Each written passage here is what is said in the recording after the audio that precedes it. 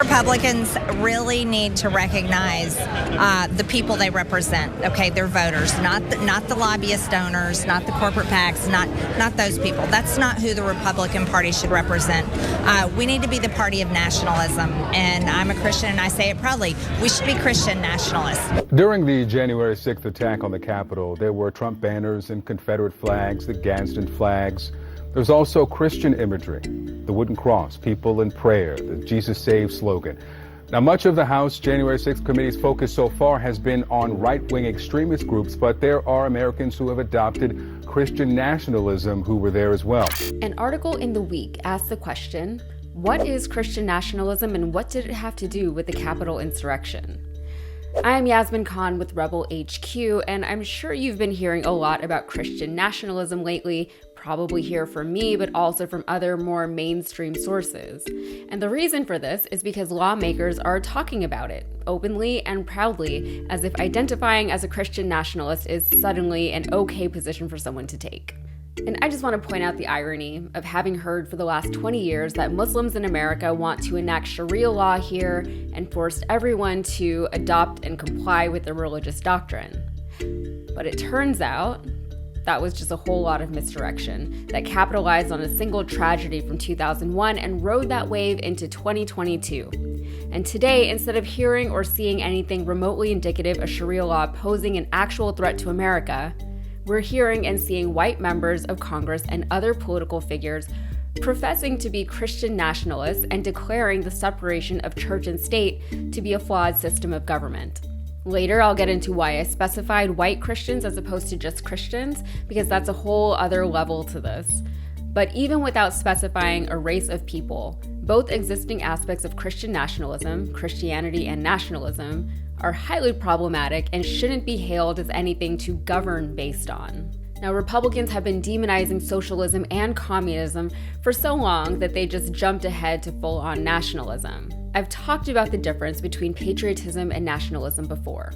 At face value, the two words seem like they could be synonymous with one another, but nationalism takes patriotism much further, and it's not something that anyone should be proud to subscribe to, at least not in this country. You hear nationalism being spoken about in places like Scotland, for instance, but in that case, it speaks to the idea of Scottish independence from the United Kingdom.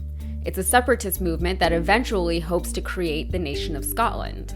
From this day forward, it's going to be only America first. America first.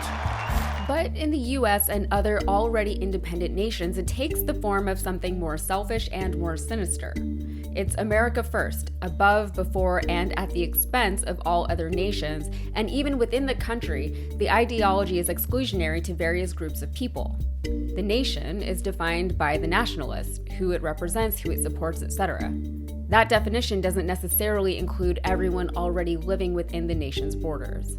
In the most extreme iterations of nationalism, you see the silencing of conflicting beliefs and ideologies such as book burns and book bans, which we are already seeing here in this country. You also see demands and expectations for unquestioning loyalty to country over all else.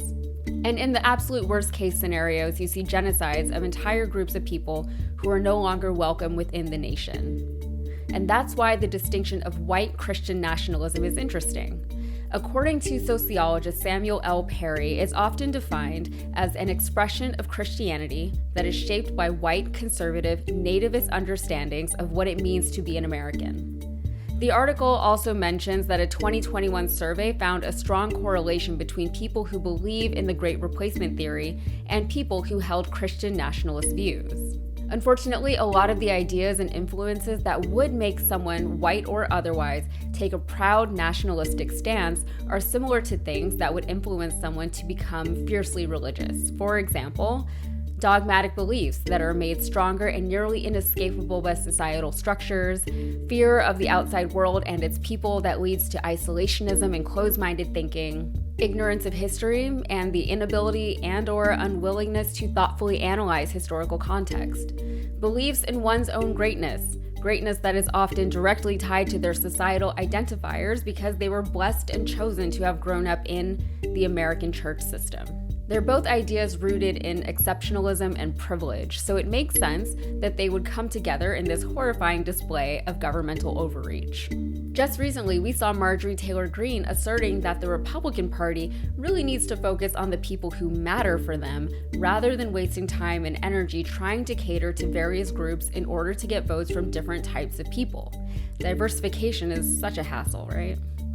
The insinuation is that the GOP should spend more of its time and energy doubling and tripling down on its Christian ideals, just grabbing the entire Christian demographic and putting all of their Republican eggs in the basket of Jesus. But not the Jewish Jesus. Jewish people are decidedly not invited to Marjorie's party.